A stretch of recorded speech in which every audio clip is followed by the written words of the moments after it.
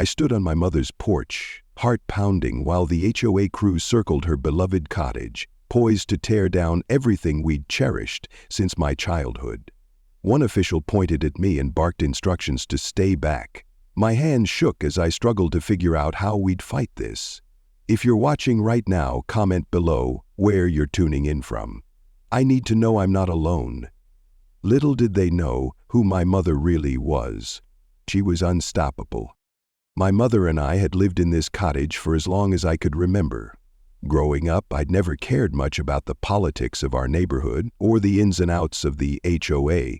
The cottage was cozy, with creaky wooden floors and a front porch swing that squeaked whenever I pushed off with my feet.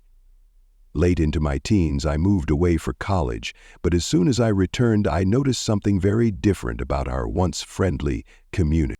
The HOA had become relentless. People whispered about endless notices, arbitrary fines for mailbox colors, or threats regarding lawn heights.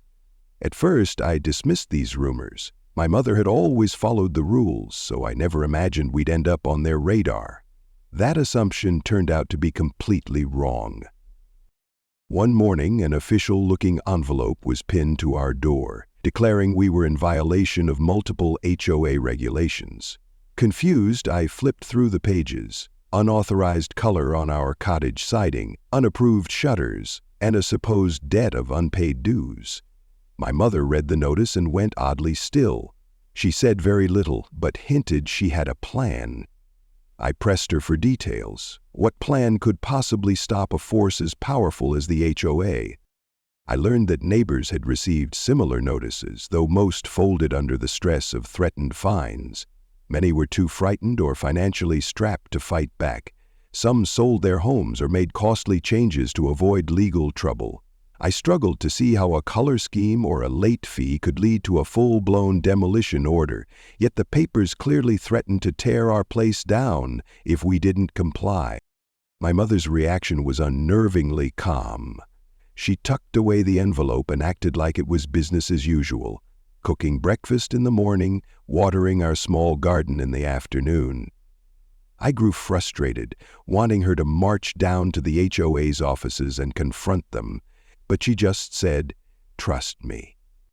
Within days, we started receiving harassing visits from the HOA. A stern-faced woman named Mrs. Stewart oversaw most of these encounters. She arrived in immaculate business suits, spoke in clipped phrases, and pointed out violations with an air of total authority. Every conversation ended with some new ultimatum. Repaint the house immediately, pay additional fees, or face demolition. One time she arrived with a tape measure checking our windows and porch dimensions, as though searching for more reasons to escalate the situation.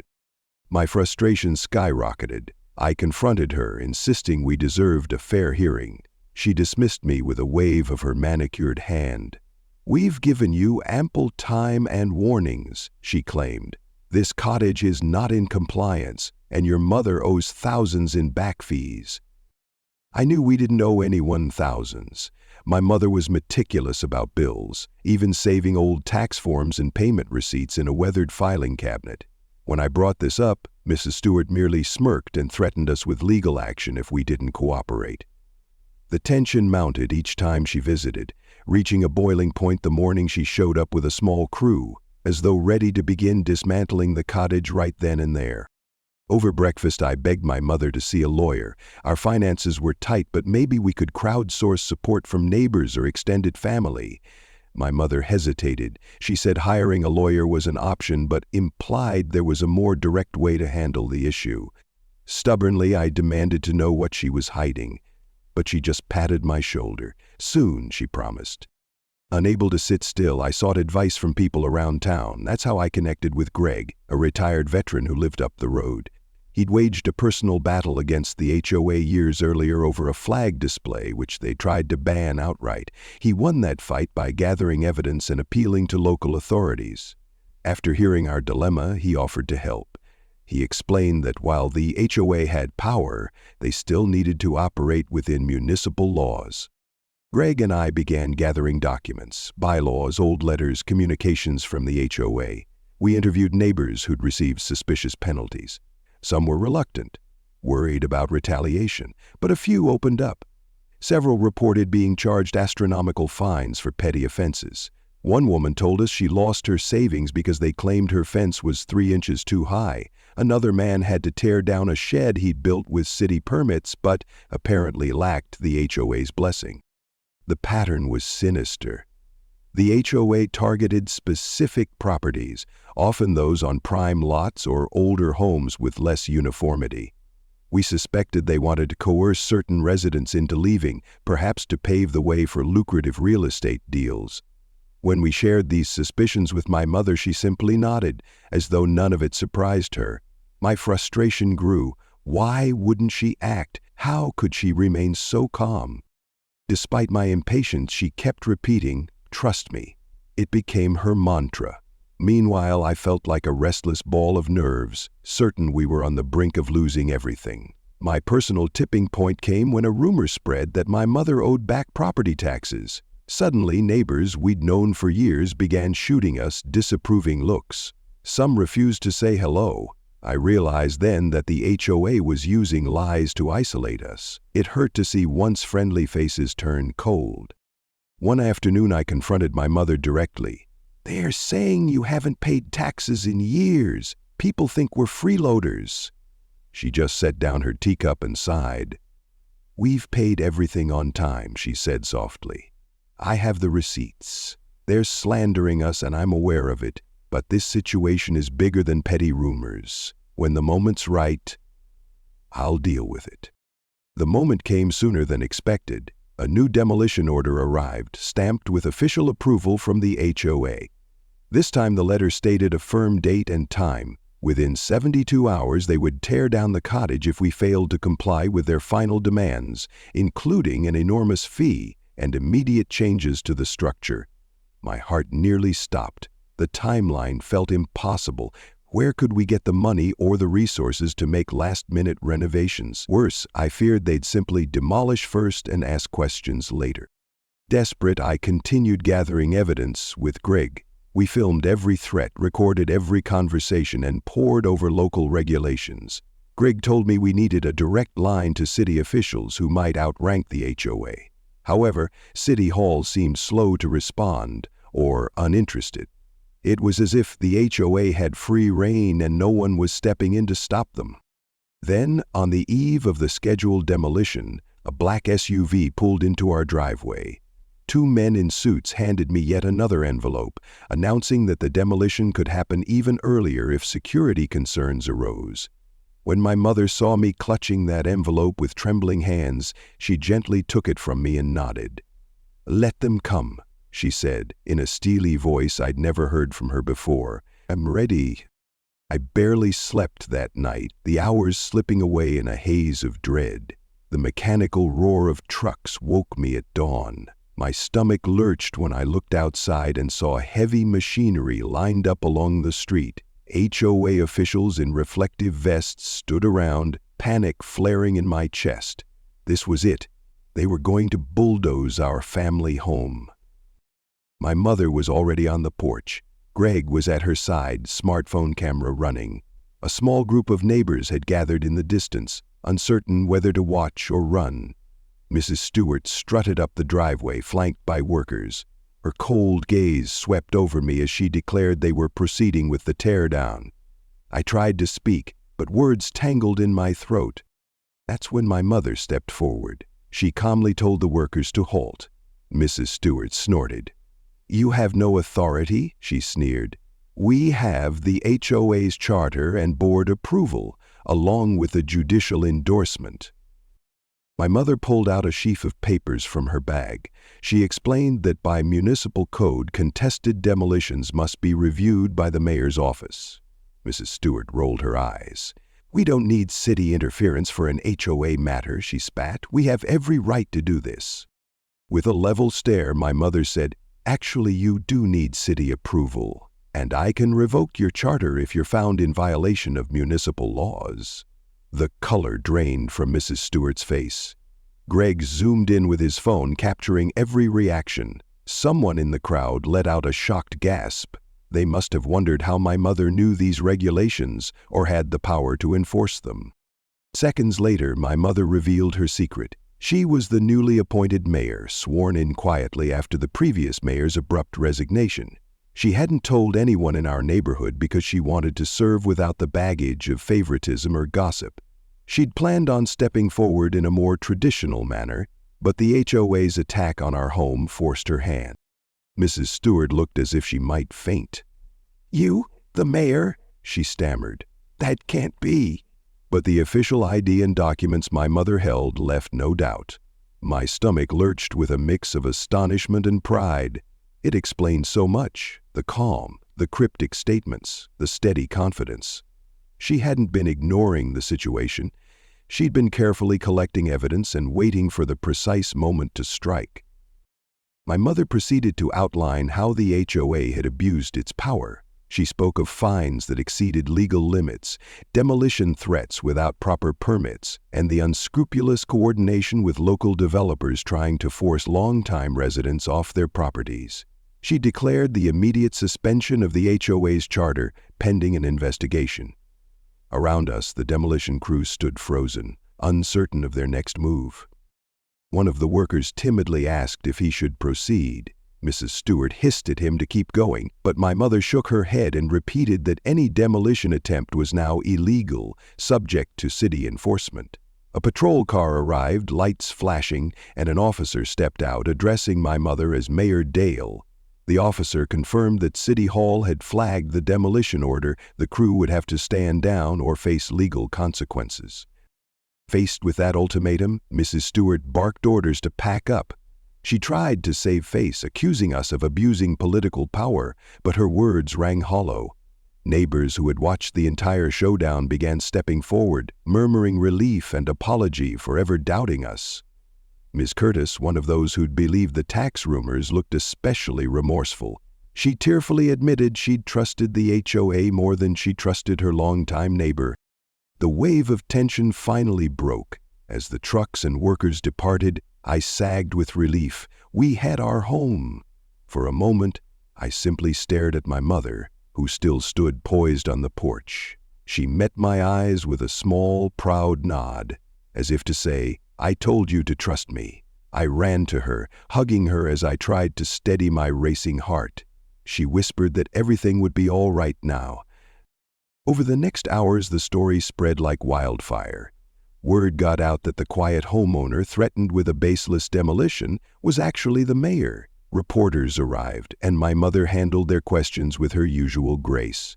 She explained how she'd confirmed the HOA's unethical dealings and fully intended to reorganize the association under fair guidelines. That same day, she submitted an official notice to the city council, requesting the HOA's charter be suspended until an independent review could be completed. Greg's videos went viral online, showing the exact moment my mother declared her authority as mayor. People in the neighborhood who'd been suffering under the HOA's heavy hand finally felt vindicated. Some neighbors voiced outrage that it had taken so long for the city to step in, but at least now the wrongdoing would be exposed. The local development firm, suspected of paying off key HOA members to force people out, abruptly distanced itself, denying any involvement. Investigations soon uncovered bank transactions linking certain HOA officials to suspicious payouts. As the dust settled, folks approached my mother, offering apologies and gratitude. Ms. Curtis came by with homemade cookies, tears in her eyes, thanking my mother for saving not just the cottage but the whole neighborhood's sense of security. My mother, ever humble, reminded everyone that she was simply doing her duty as both a mayor and a resident who loved her home. Over the next few days, my mother's phone rang constantly with requests for interviews and city business. Meanwhile, I had a chance to reflect on the bizarre turn of events. My mother had always been strong-willed, but I never guessed she'd end up running the city or using that power to protect us from an overreaching HOA. I realized that her quiet determination had been an asset all along. She didn't waste time on empty posturing. She waited until the moment she could make the biggest impact. Word spread throughout the region that the local HOA charter was under threat of revocation. This emboldened other homeowners who stepped forward with similar grievances, adding more layers to the investigation. Some board members resigned in disgrace, eager to avoid legal consequences. Mrs. Stewart went on a local news channel, accusing my mother of draconian tactics. The backlash was swift when evidence surfaced showing Mrs. Stewart had filed bogus claims against multiple residents, including forged documentation about alleged tax delinquencies. No one believed her anymore. Greg, thrilled with the outcome, spent his days collecting testimonies and compiling them into a formal report, which he planned to share with authorities. He confided in me that he'd rarely seen such a dramatic turning of tables. In his words, "They messed with the wrong family and the wrong mayor." Despite the chaos, life gradually began returning to normal. City officials, under my mother's guidance, set up a temporary committee to handle genuine neighborhood concerns, trash schedules, street repairs, while the HOA's future was decided. For me, it was surreal to step outside and see the same flower beds, the same old porch swing, and realize how close we came to losing it all. I helped my mother reinstall certain items we'd moved for fear of damage, and every time I hammered a nail or straightened a picture frame, I felt an overwhelming sense of gratitude. Neighbors who once ignored us or believed the worst now reached out, apologizing and seeking to rebuild trust.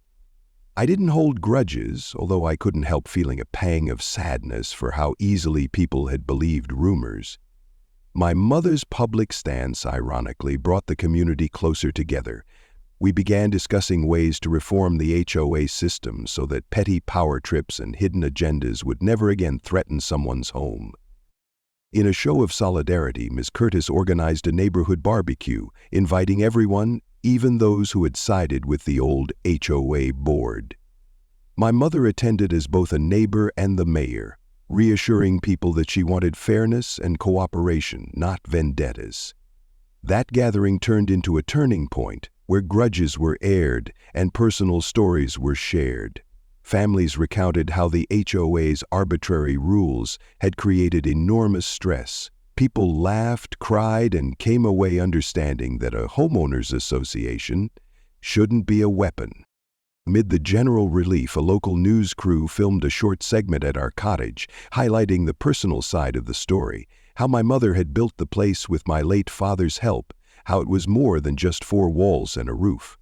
During the interview, I explained how terrifying it was to stand on the lawn, watching strangers measure the windows, preparing to rip everything apart.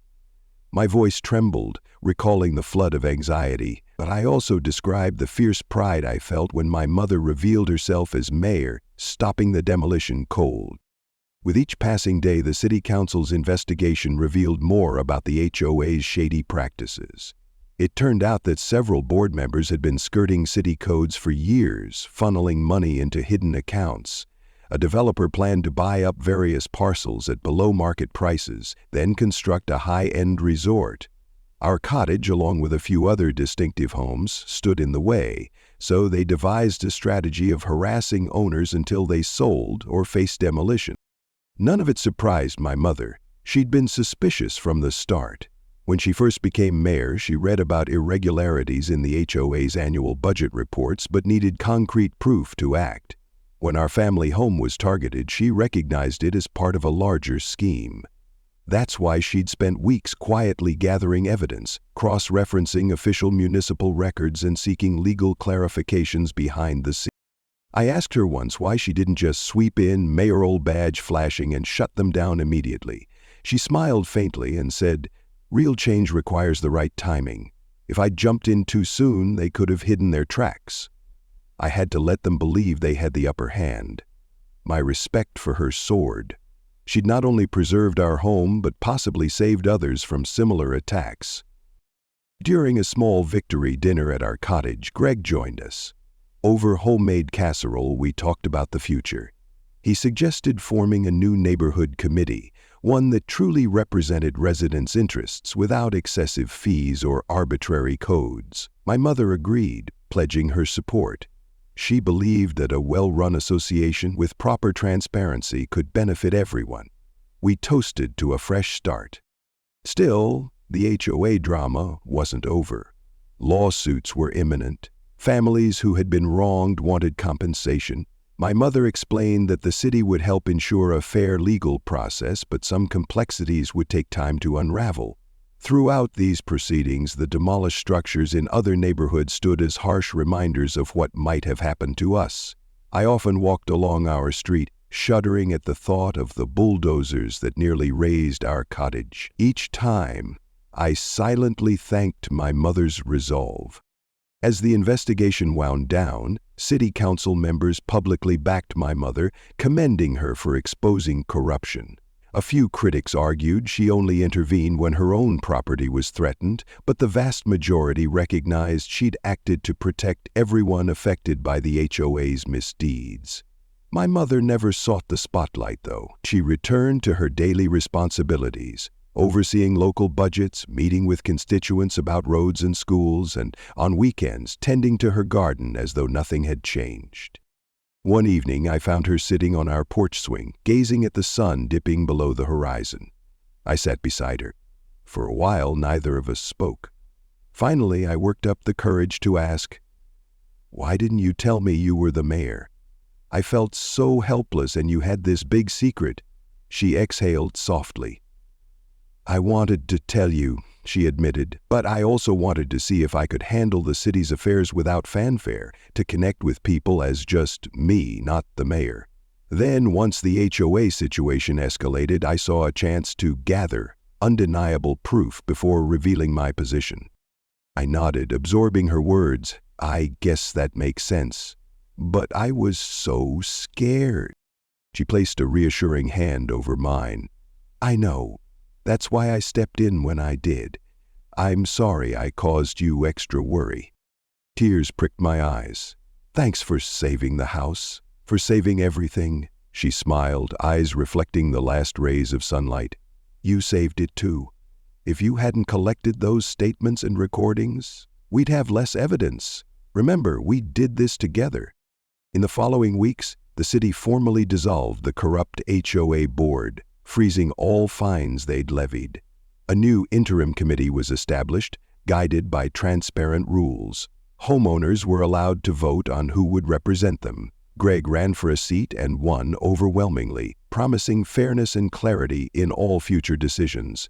Freed from intimidation, people started voicing opinions on real issues: road maintenance, public safety, rather than petty bickering over paint colors. I noticed a renewed sense of community. Neighbors organized block parties and potluck dinners. Ms. Curtis, once the staunchest believer in the HOA's propaganda, apologized repeatedly, then channeled her guilt into volunteering. She became an unofficial neighborhood welcome greeter, helping newcomers navigate rules honestly and avoid the pitfalls we'd faced. It warmed my heart to see someone who'd been cold to us now working so hard to make amends.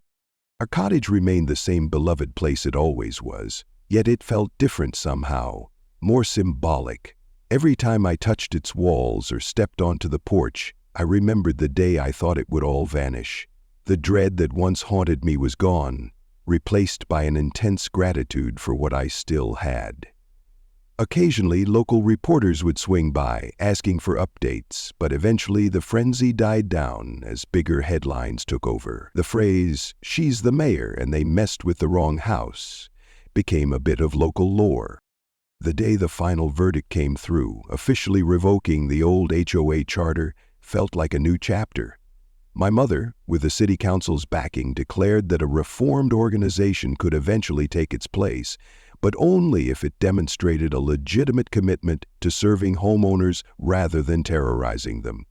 Families impacted by the HOA's wrongful acts began discussing potential legal settlements. Some board members faced hefty fines or possible criminal charges. The developer who hoped to buy up our land slithered away, no longer bold enough to challenge the mayor.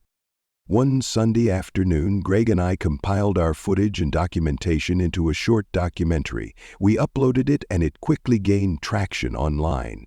People across the country reached out with their own HOA nightmares. Some asked for advice, while others simply thanked us for showing that these associations don't hold absolute power.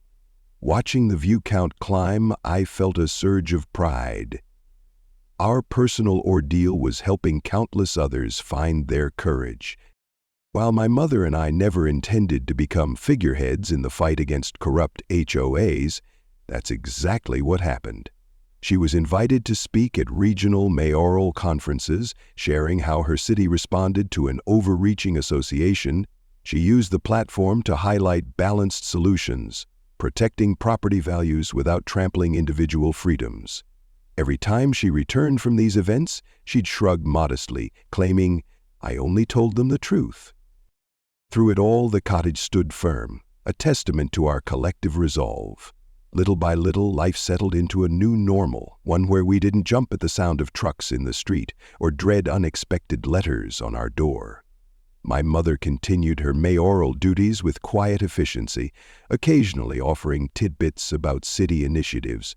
I took pride in helping neighbors, volunteering for improvement projects, and reminding folks that their voices mattered. One day I overheard her on the phone, discussing expansions to our local library and improvements to the community park. She spoke passionately about preserving green spaces, promoting educational programs, and ensuring fair housing policies. It occurred to me that her calm approach extended well beyond just saving our cottage. She wanted to build a city where no one had to fear bullying or injustice, whether from an HOA or any other force. Now, when I walk through the front yard, those earlier memories flash across my mind. The bulldozer's metallic glare, the crisp voice ordering me to step aside, my chest tightening in panic. Yet that terror has transformed into appreciation for how quickly life can change and how necessary it is to stand up for what's right. I realize that my mother's moral compass, combined with her official authority, created a powerful combination to uproot corruption. It's not all sunshine and roses, of course. Some in the neighborhood still harbor resentment, wishing the old HOA were intact because they believed it maintained uniform standards. A few even blame my mother for the upheaval and the lawsuits that followed. We accept that we can't please everyone, especially those who thrive on rigid control. But most residents are relieved to see an end to the fear tactics.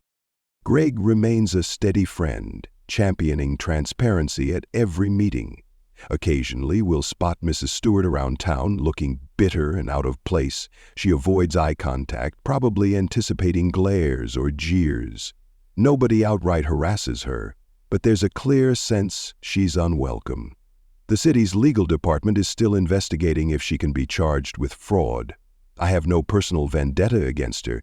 I've moved on. If the law finds her guilty, so be it. One sweltering summer day, we hosted a community cookout in our backyard to celebrate the transition to a more open, resident Fembrick-focused association. Tables stacked with potluck dishes filled our lawn, and laughter rang out among families who could finally breathe easy. My mother, in a modest sundress, walked around greeting everyone. People congratulated her not just on being mayor but on handling the situation with integrity. I stepped inside to grab extra paper plates. As I passed the old wooden staircase, I paused, thinking about how close we'd come to losing all these familiar spaces. The worn banister, the photos on the wall, the distinct smell of aged pine. I flashed back to the day the demolition crew stood outside. A surge of gratitude swept through me. We fought, we persevered, and we won. Later that night, after the guests left, my mother and I sat on the porch, sipping lemonade, gazing at the moonlit street. She looked tired but content. I thanked her again, more softly this time, for everything. She smiled, took a breath, and said, "I want you to remember something. People in positions of power are still people. Some use it for good, others for personal gain. When you come across injustice, never be afraid to push back." I promised her I'd hold on to that advice. My perspective on authority had changed drastically. I now understood that power, whether in a homeowners association or a mayor's office, was meant to serve, not intimidate. If it became a tool of oppression, it was up to everyday citizens, like me, like Greg, like my mother, to reclaim what was right. The next week we received formal confirmation that the HOA's charter was revoked. For the first time in my memory, the association no longer loomed over us with threats. A transitional team, led by residents, replaced the old board. They put new checks in place, ensuring no major decisions could be made without thorough review and approval from both city representatives and neighborhood committee. Instead of secret meetings, they held open forums. Instead of arbitrary fines, they introduced reasonable guidelines. Watching these developments, I felt a surge of pride. My mother, always humble, kept her focus on broader city improvements. She rarely mentioned the HOA debacle unless asked. I suppose she saw it as just one challenge among many, yet for me it was transformative. It taught me how the quietest person in the room might be the one best equipped to stand up against the loudest bullies. On a lazy weekend afternoon, while I was tidying the attic, I discovered a stack of dusty scrapbooks. One captured the construction of our cottage decades ago, showing my father grinning next to the foundation. Another showed my mother, younger and carefree, with paint-splattered overalls. Flipping through those pages brought tears to my eyes, realizing how much heart and soul they poured into this house. No wonder she'd do anything to save it. No wonder she risked revealing her hidden identity as mayor. Word of our story traveled beyond the state, thanks in part to Greg's internet uploads. People facing similar HOA issues sought my mother's guidance. Some invited her to speak at housing conferences, hoping her experiences could spark nationwide reforms. Though she politely declined most invitations, citing a preference for focusing on local responsibilities, she did author a thoughtful op-ed, clarifying the balance between preserving community standards and ensuring personal freedom. Neighbors continued bonding in ways I'd never witnessed before. Ms. Curtis and her friends started a neighborhood alliance which organized group yard sales, car washes to fund local schools, and committees to help elderly residents maintain their homes. Instead of fear, the driving force became mutual support. Even those who once believed harsh enforcement was necessary softened when they saw how empathy and open communication solved problems without tearing anybody down. I found personal fulfillment too, channeling my energy into community projects. I helped run a weekly produce swap, encouraging people to share vegetables from their gardens. I joined environmental cleanups at the local riverbank. Over time, new faces arrived in our neighborhood, drawn by the sense of genuine belonging. They heard our story. Some recognized me or Greg from online videos and expressed admiration for how we overcame adversity. I always reminded them we had help from an unexpected source, the mayor who lived right in the middle of it all. The once dreaded cottage inspection days were replaced by friendly check-ins from the Alliance, making sure folks had working smoke detectors or needed help with minor repairs. Greg set up a schedule where volunteers rotated to mow lawns for elderly residents who couldn't afford professional services. Instead of punishing them for unkempt grass, we collectively took responsibility. Slowly, our entire block transformed from a place overshadowed by intimidation to a place brimming with solidarity. Of course, there were days I still felt a pang of worry. I'd hear a loud truck engine and tense up, half expecting to see another demolition crew. But it never happened. I tried to let go of that lingering fear, convinced it would fade with time. My mother always said healing was a journey, not a destination. She had no illusions that we'd seen the last of power struggles, but at least we'd emerged stronger and more prepared to face them. Months passed, and I started noticing small changes in my mother. She laughed more freely, taking genuine pleasure in her garden or a cup of tea in the afternoon. Being mayor was stressful, but she carried herself with renewed confidence. I realized, with a jolt, that the HOA fiasco had affirmed her sense of purpose. By protecting our home, she'd also exposed a web of deceit that impacted many others. She saw firsthand how her position could enact meaningful change. It was a far cry from the quiet, private life she once led, but she seemed to have found balance. A year after the infamous showdown, we decided to hold an anniversary celebration at the cottage. An open invitation barbecue, like a communal exorcism of that dark day. Even the police officers who had arrived to stop the demolition dropped by, off duty and smiling. The food was simple, the chatter lively, and the sense of relief palpable.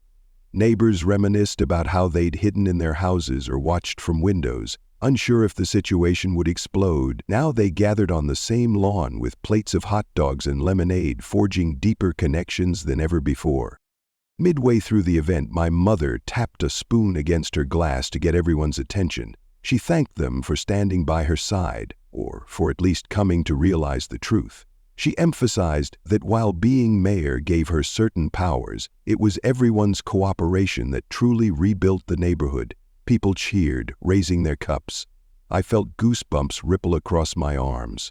For a moment, I forgot the tension and tears that once plagued us.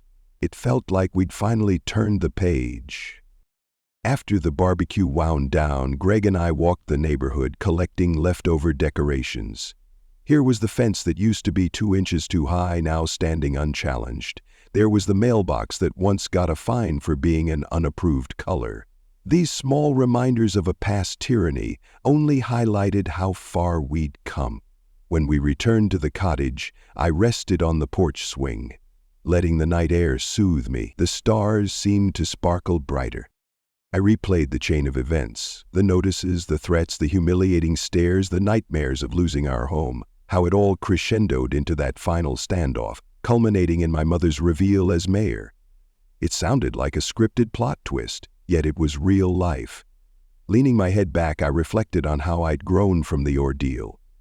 I learned that silence and caution can be strategic, that fighting a bully sometimes requires letting them underestimate you. I also discovered my own resilience.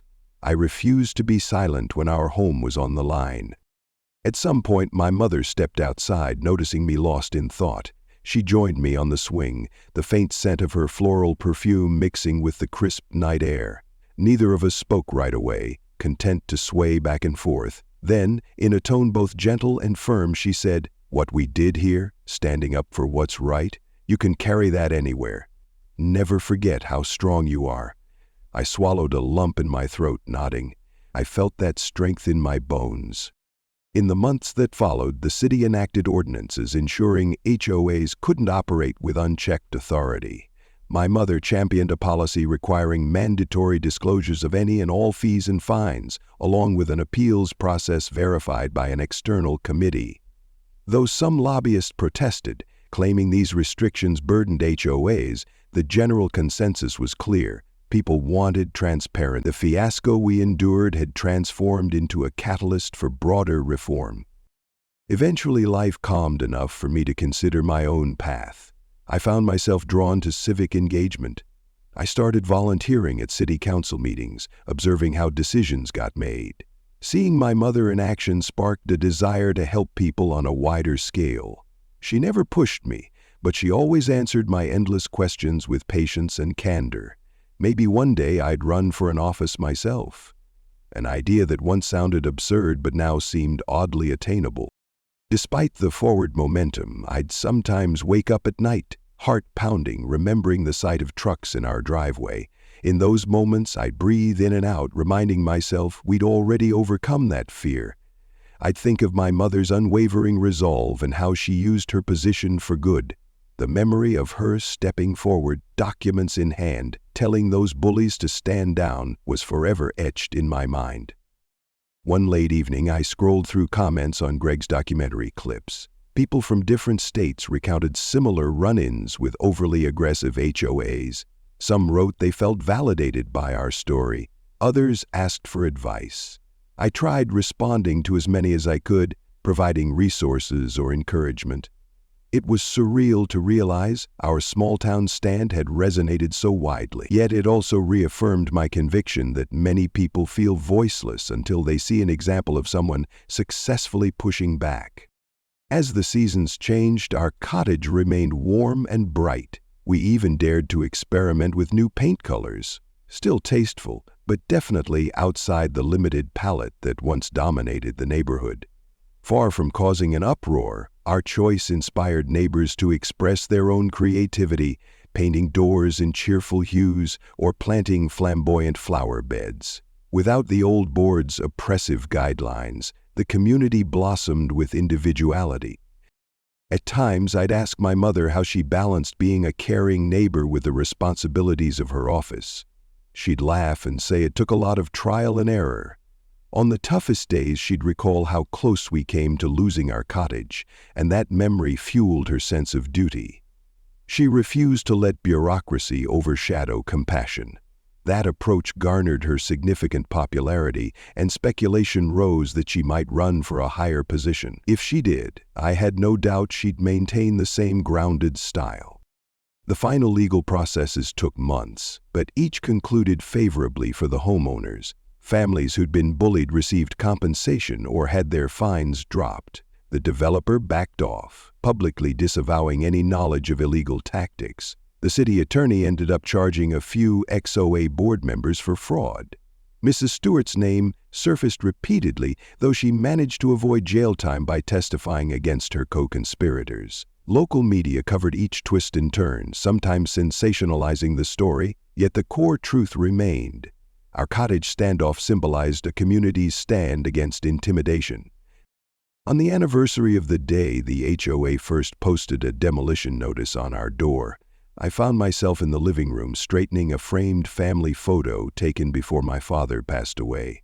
It showed him and my mother standing proudly on the cottage porch, beaming at the camera. Beneath the photo, I'd placed a copy of the now voided demolition order, a stark reminder of how close we came to losing everything. Staring at that piece of paper, I felt an odd mixture of anger, relief, and pride. When I stepped outside, I saw my mother planting new flowers by the walkway. Kneeling in the dirt, wearing old gardening clothes, she seemed perfectly at peace. I thought about how many roles she played: mother, widow, gardener, homeowner, mayor, hero. It struck me how those roles seamlessly overlapped. She never boasted about being the mayor, she just was, both for our family and for the entire town. Over dinner that night, she mentioned the idea of hosting a monthly listening session at City Hall, inviting residents to share concerns directly with her. She asked if I'd be willing to help organize it. I agreed eagerly, picturing the conversation that might unfold. Perhaps someone would come in complaining about a stray cat problem, or another might worry about parking issues. The important part was that they'd have a voice without fear or intimidation. By the time dessert arrived, we'd sketched out a basic plan. This was how it went now. Instead of living in fear of top-down commands, our neighborhood was forging open lines of communication, and if a brand new association ever formed, it would be shaped by the same ideals: transparency, empathy, genuine service. I found myself looking forward to that future, excited for what we could accomplish together. Sometimes I'd catch a glimmer of sadness in my mother's eyes, likely remembering my father and wishing he could see how the cottage survived. She once told me he'd be proud, not only of the house, but of our resilience. I believed it. I felt his spirit in every board and nail of that place. So here we stand, a family and a community that overcame a seemingly unstoppable force. We learned that bullies in suits can crumble if confronted with truth and unity. We discovered that even a quiet, unassuming figure could hold power far greater than any oppressive board, power wielded for the collective good. My mother's unwavering resolve taught me that sometimes the best way to fight is to let your adversaries believe you're powerless until you can deliver the decisive blow. Now, when I stroll through our neighborhood, I see kids playing in driveways, neighbors chatting on porches, gardens blossoming in varied colors. The tension that once strangled our community has dissipated, replaced by collaboration and mutual respect. Our cottage remains a symbol of that triumph, reminding everyone that each person's home deserves protection from corruption. I'm still the same person who once shook in fear at the prospect of losing everything, but I've been changed by the knowledge that courage can bloom in the most frightening moments. My mother's quiet strength led us through the storm, and it continues to guide our city toward fairness and progress. The reverberations of our stand against the HOA still echo far beyond our modest street, reaching anyone who believes in doing what's right. Through it all, I remain grateful for the day those trucks arrived. Strange as it sounds, they revealed truths I otherwise might never have seen. I realize neighbors can be allies or enemies depending on who they trust, that unscrupulous people will exploit fear to further their gains, and that genuine leadership can shine a light on injustice. Mostly, I saw a mother prepared to do whatever was necessary to guard her home and protect others in the process. In the end, the moral is simple. You never truly know someone's strength until they're forced to show it. The HOA never imagined the gentle woman in a simple cottage was also the mayor capable of rescinding their power. And I never imagined the lengths I'd go to stand beside her, capturing every piece of evidence, confronting every rumor, and believing in her plan. Together, we reminded our entire town that a community is not a battleground for power brokers. It's a place meant for families, for laughter, and for living with dignity. Even now, whenever I cross that threshold, I feel a surge of relief and happiness. The cottage is more than walls and windows. It's our history, our safe haven, and a testament to what we accomplished. I can almost hear my father's laughter, sense his pride in what we've built, and each time the wind rustles through the trees, I'm reminded that thanks to one remarkable woman's perseverance and a neighborhood that finally united, we're still standing, stronger than ever. The flashpoint came the morning the HOA officially arrived, bullhorns and demolition orders in hand. Fear and anger tangled inside me, but it all transformed when my mother disclosed she was the mayor. Stunned silence gripped everyone. That singular revelation flipped the power dynamic, toppling the HOA's bluff. In minutes, the unstoppable force that threatened to raze our cottage was undone by legal authority, backed by genuine proof of corruption. The ground practically shifted beneath us as the community realized how thoroughly they'd been deceived and how close we'd come to an irreversible loss. Everything changed in that electrifying moment. With the immediate threat gone, we looked around at the crowd of neighbors, some ashamed for believing the HOA's lies, others relieved by the sudden reprieve. My mother made swift moves, coordinating with city officers to freeze the association's charter. Greg documented the aftermath, capturing confessions from neighbors who'd been coerced into paying hefty fines. A wave of guilt and outrage rippled through the community. In the coming days, petitions demanded accountability. People who once feared retaliation now stepped forward, empowered by the mayor's intervention. The collapse of the corrupt HOA board felt inevitable. Trust, however, would take time to restore. As investigations unfolded, details poured out about the developers' hidden deals. The more we learned, the clearer it became that greed drove everything. From forging documents about tax delinquency to accusing homeowners of fictional infractions. The next steps involved unraveling that web, awarding damages, and setting a legal precedent against future overreach. Through it all, my mother remained calm, juggling interviews, paperwork, and phone calls until late at night. I stood by her, assisting whenever possible, still in awe that this seemingly ordinary woman I called Mom was truly the driving force behind major reforms in our town. When the dust finally settled, the cottage stood intact, just as it had for decades.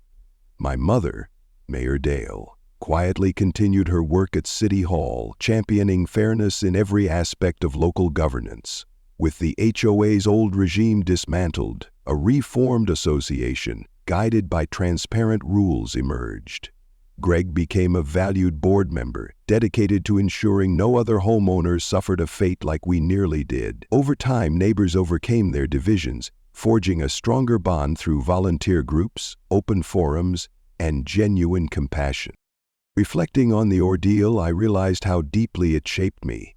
I learned that even when fear threatens to paralyze us, determination and truth can make a difference. I discovered that power, when rooted in service, can topple corruption. I watched my mother use her authority not for personal gain, but to shield those who needed it most. And I recognized that sometimes the quietest souls carry the greatest resolve. To this day, I walk through our cottage with renewed appreciation for every creaking plank and familiar window. It's more than a house. It's a symbol of perseverance, a beacon reminding me that underestimating the determined can be a grave mistake. Each time I pass the porch, I envision the bulldozers lined up, remember the tension in the air, and feel relief that we stood tall. In that memory lies a lesson for anyone facing similar strife. No matter how powerful the opposition seems, the fight for what's right can prevail, especially when a steadfast heart guides it. And so our story remains, etched into the foundation of this old cottage and woven into the spirit of a neighborhood reborn, proving that even the strongest tides of injustice can be turned by the courage of ordinary people, refusing to give up their home, their dignity, or their hope.